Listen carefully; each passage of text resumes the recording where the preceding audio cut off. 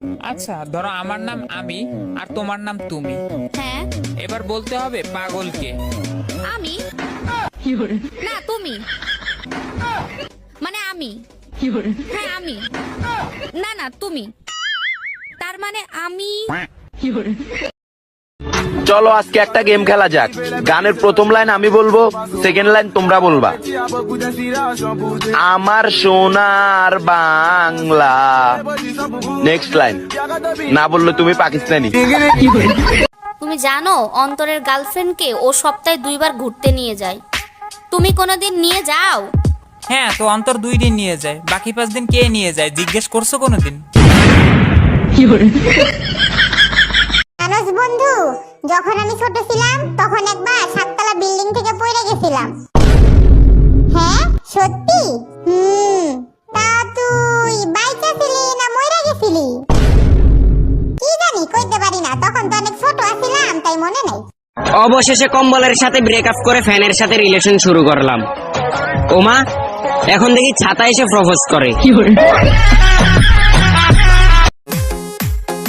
এখন যে আমার ভিডিওটা দেখতাছে সে আমার জান, পাগলি নাম্বার 1, দেশি মুরগির রান।